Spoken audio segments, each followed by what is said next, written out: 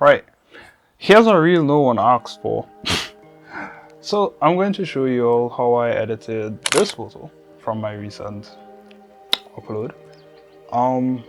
Yeah, I'm gonna show you all how I edited from scratch, my thought process while editing, if there is one, to be honest.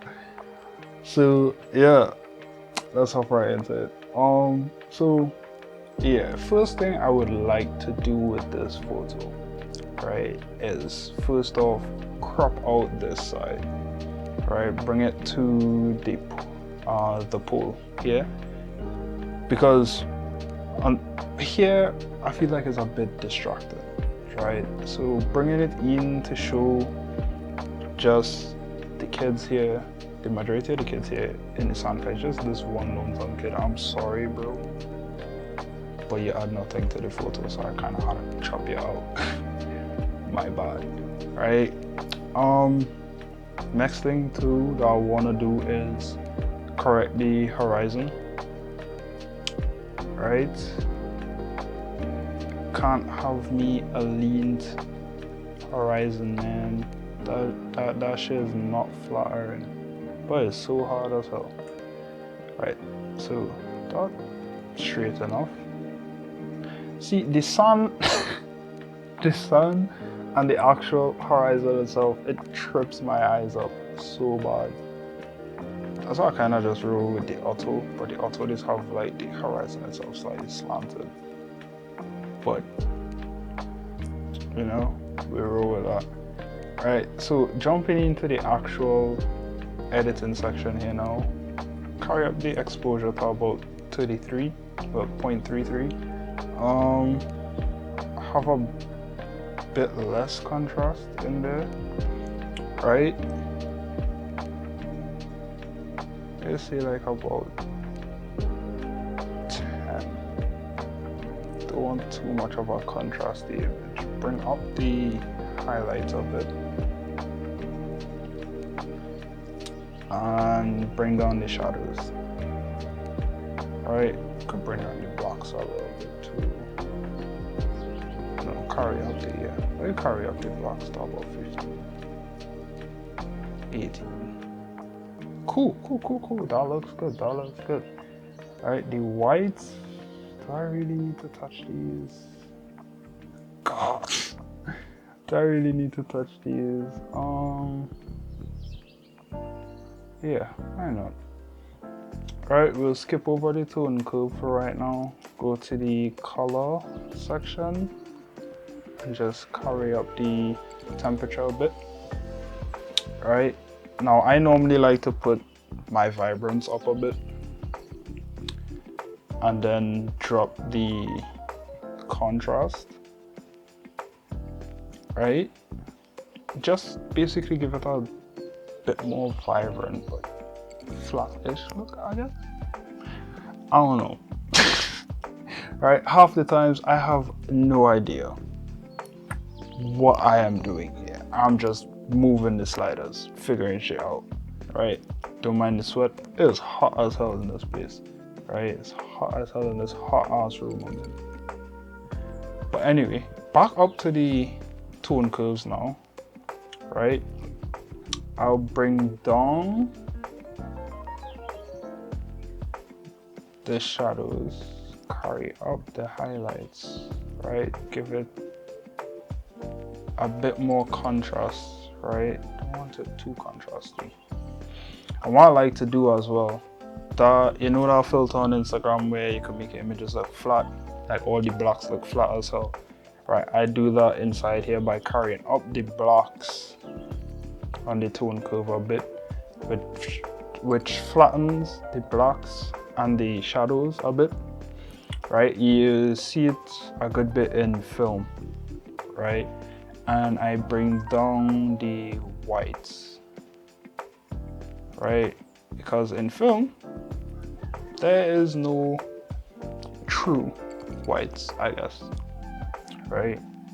Heard that somewhere on some YouTube video. Can't remember who, but yeah. So bring down the whites a bit, right? Let's go back up to the exposure. No, not the exposure. The highlights. drop the highlights of it. And the whites, drop the whites. That sound a little too bright. Right? Cool. So now we could go down into the color mixer. Right here, we'll carry up the saturation of the oranges for the sun and drop the luminance for it, make it a bit darker, so that we get more of a pop in the orange. Right, let's mess with the hue a little bit, carry it a bit to the purples. Right, moving into the yellows, which would affect the leaves and a good bit of the sun due to the sun. Right, we could bring up the saturation to like about 3. That should work. Drop the luminance to around -7. Carry the hue to the oranges to like about -9.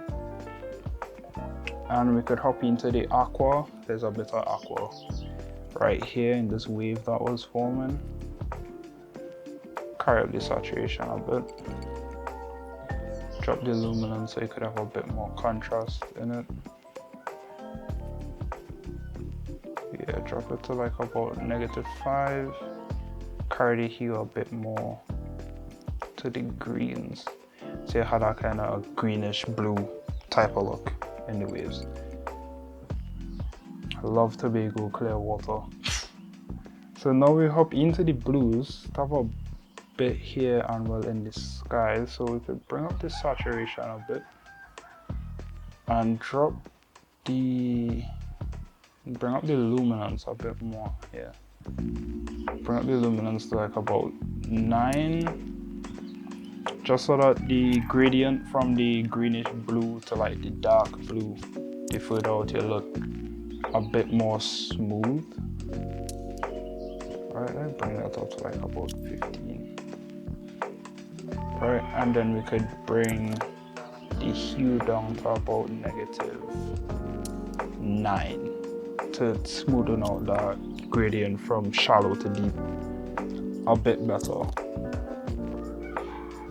Right, moving down to the effects panel. Now all my pictures have green in it. Love grainy photos. I don't know, it gives it that kind of like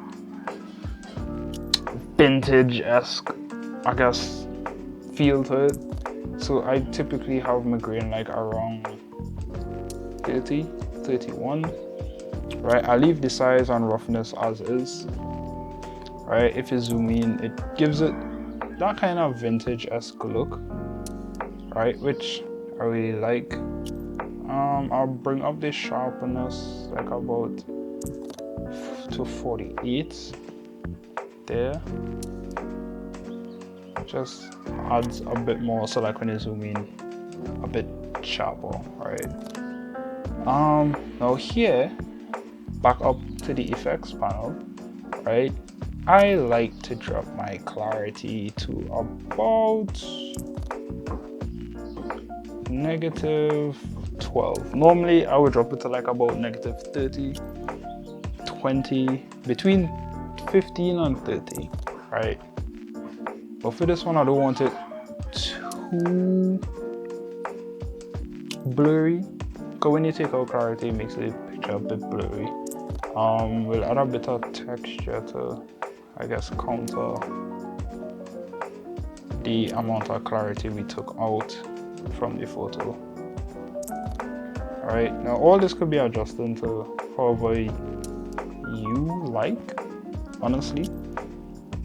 But I just love how it softens most of the highlights. So it gives it a more soft and not like in your face texture type shit. Right? Then from there we'll go back up to color grading. Right, here is where I find the fun is, to be very honest with you. Right, so hop in. So first I like to deal with the nodes. So the shadows, when I think shadows, I think cool, warm areas. So I drop it to the blues, and the highlights, I think the sun. So I carry it up to the oranges. Now the midtones I match with the shadows, right, to balance out the images, right?